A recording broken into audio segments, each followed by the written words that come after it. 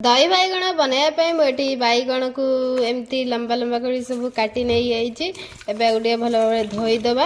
एबे कढ़ई रे अल्प तेल पकेबा और तेल गरम हो गले से पकेदबा काटी रखि बैगण को। एबे पकेबा एथिरे लूण हळदी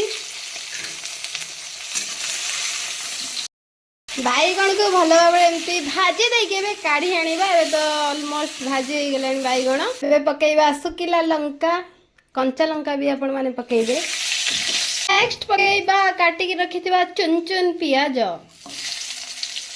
तापर जोटा पकेबा जो आपण माने गैस करंतु नो गाइस। तापर पकेबा हमें भूसण पत्र जार बास्ना ही एमिति पूरा बास्ना ही आपण सब किछि खाइ देबे। भूसण पत्र को थोड़े पकेबा।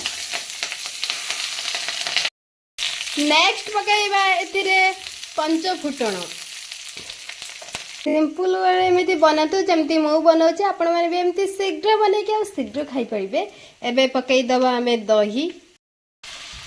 एमती समर सीजन आपण माने दही बैगण बन के खातु आ एंजॉय करंतु। आपण माने मते कमेंट रे कहबे आपण माने दही बैगण भल लागे कि नहीं। एबे तो दही पड़ी जाइए आ दही टिके फुटी जाऊ। लास्ट एथिरे पकई दबा बैगण। एमिति इजी इजी और टेस्टी रेसिपी आपण माने भी जाके बनातु और खाई के एंजॉय करंतु। Tata bye bye.